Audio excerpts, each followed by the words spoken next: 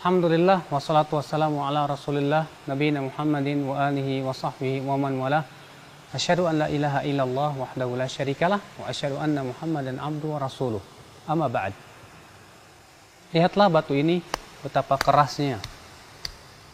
Namun di antara batu itu kata Allah ada yang mengalir padanya sungai. Wa inna minal hijarati lama yatafajjaru minhul anhar. Di antara bebatuan ada yang memancarkan air menjadi sungai. Wa inna minal hijarati lama yashaqqaqu fayakhruju minhul ma. Di antara batu itu ada yang belah lalu keluar padanya air. Wa inna minha lama yahbitu min khasyatillah. Dan di antara batu itu ada yang jatuh kata Allah karena takut kepada Allah Subhanahu wa taala. Batu adalah merupakan simbol kekerasan hati. Oleh karena itulah ketika Allah menyebutkan tentang batu dalam surat Al-Baqarah, Allah menyebutkan tentang kerasnya hati Bani Israel. Allah berfirman, "Tsumma qasat qulubukum min ba'di dzalika, fahiya kal hijarati aw ashaddu qaswah." Kemudian hati kalian menjadi keras, bagaikan batu kata Allah. Kemudian hati kalian menjadi keras bagaikan batu, bahkan lebih keras lagi dari batu. Mungkin ada yang bertanya, kenapa Allah tidak mengatakan kemudian hati kalian keras bagaikan besi? Kenapa Allah tidak mengatakan bagaikan baja, padahal baja, besi, keras? Tapi kenapa Allah menyebutkan bagaikan batu? Ada rahasianya. Besi dan baja kalau dimasukkan ke dalam api, dia akan leleh. Besi dan baja bila dimasukkan ke dalam api yang sangat panas, dia akan hancur. Tapi kalau batu bila dimasukkan ke dalam api, dia tidak hancur. Makanya di antara yang bisa menjadi bahan bakar api neraka adalah batu. Dan itu subhanallah akhal Islam, permisalan yang sangat baik sekali dan sepadan. Hati manusia, di antara manusia ada yang hatinya keras, tidak lagi menerima kebenaran. Berbagai macam nasihat dia tolak. Kenapa? Karena di dalam hatinya terdapat hawa nafsu. Hatinya telah mati. Hatinya sudah tidak lagi mengenal kebenaran. Hatinya tidak lagi menginginkan kebenaran. Sehingga kemudian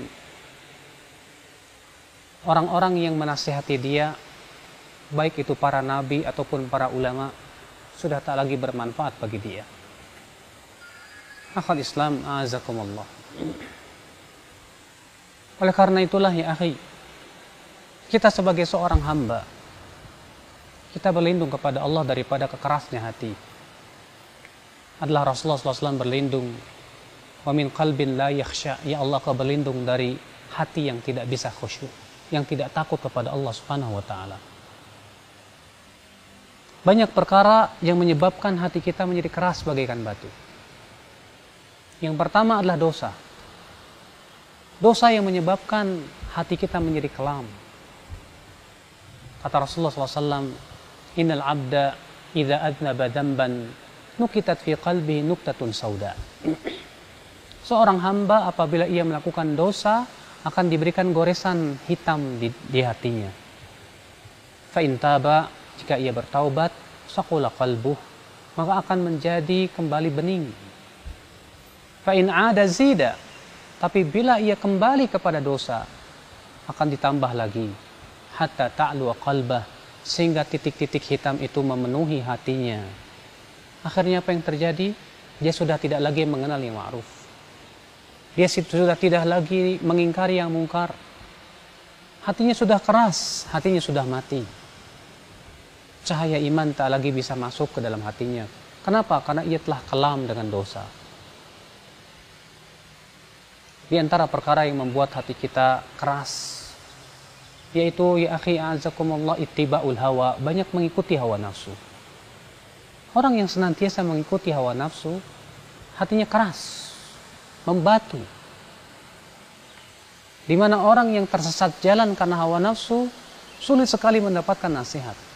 Makanya Allah mengatakan, orang yang terpaling sesat di dunia ini adalah orang yang mengikuti hawa nafsu. Allah berfirman, "Faman adallu mimman ittaba'a hawahu bighairi hudan minallah." Siapakah orang yang paling sesat dari orang yang mengikuti hawa nafsunya dengan tanpa petunjuk dari Allah Subhanahu wa taala? Di antara perkara yang membuat hati kita keras, akhi, kata Rasulullah itu banyak tertawa. Beliau bersabda, "Iyyaka wa kasratad dhahik." Jauhi oleh kalian banyak tertawa. Fa innaha tumitul qalb. Karena banyak tertawa itu, kata Rasulullah, bisa mematikan hati. Ya, mengeraskan hati.